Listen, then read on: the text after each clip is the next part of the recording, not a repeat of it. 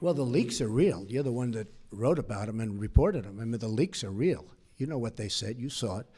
And the leaks are absolutely real. The news is fake because so much of the news is fake. So one thing that I felt it was very important to do, and I hope we can correct it, because there's nobody I have more respect for, well, maybe a little bit, but than reporters, than good reporters. It's very important to me, and especially in this position. It's very important.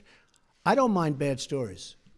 I can handle a bad story better than anybody, as long as it's true. And, you know, over a course of time, I'll make mistakes and you'll write badly, and I'm okay with that. But I'm not okay when it is fake. I mean, I watch CNN, it's so much anger and hatred and just the hatred. I don't watch it anymore because it's very good. He's saying, no, it's okay, Jim. It's okay, Jim, you'll have your chance. But I watch others too. You're not the only one, so don't feel badly. But I think it should be straight. I think it would be frankly more interesting. I know how good everybody's ratings are right now, but I think that'd actually be better. People, I mean, you have a lower approval rate than Congress. I think that's right. I don't know, Peter, is that one right? Because, you know, I think they have I heard lower than Congress. But honestly, the public would appreciate it. I'd appreciate it. Again, I don't mind bad stories when it's true. I have no anything. Now, when WikiLeaks, which I had nothing to do with, comes out and happens to give, they're not giving classified information. They're giving stuff, what was said in an office about Hillary cheating on the debates, which, by the way, nobody mentions. Nobody mentions that Hillary received the questions to the debates. Can you imagine, seriously, can you imagine if I received the questions? It would be the electric chair, okay? He should be put in the electric. You would even call for the reinstitution of the death penalty, okay? Just something that Jonathan Karl was asking you about. You said that the leaks are real, but the news is fake. I guess I don't understand.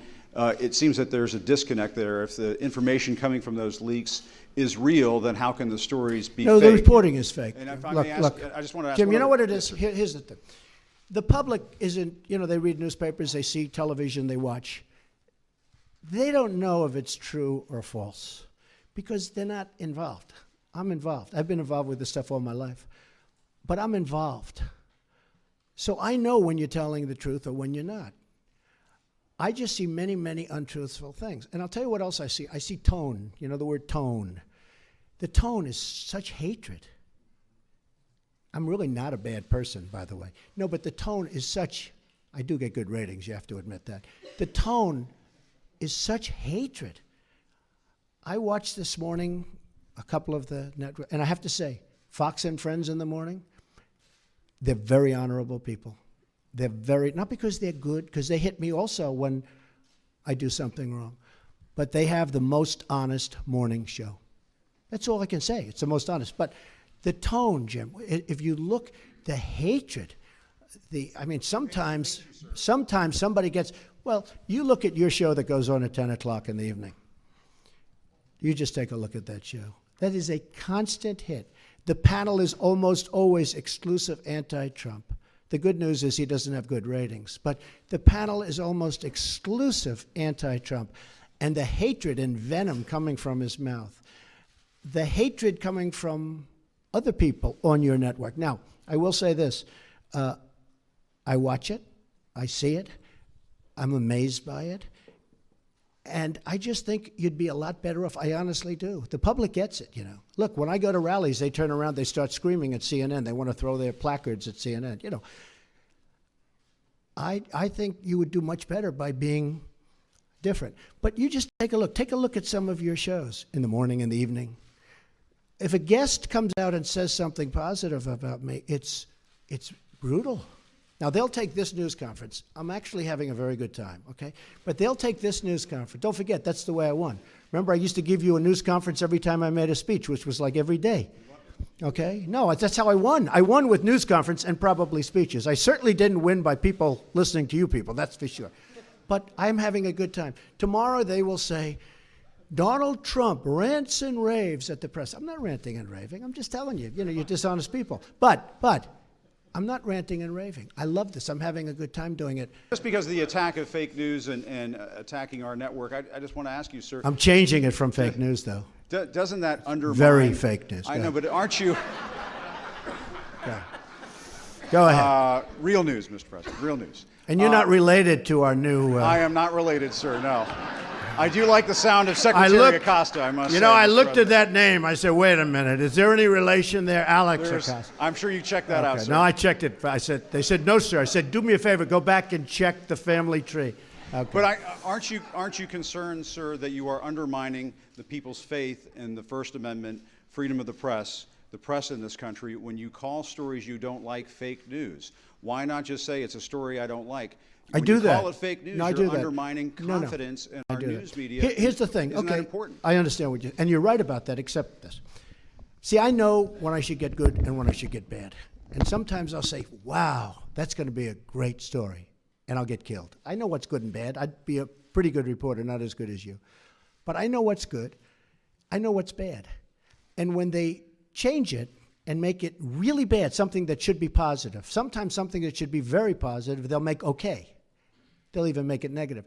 So I understand it. So because I'm there, I know what was said, I know who's saying it, I'm there.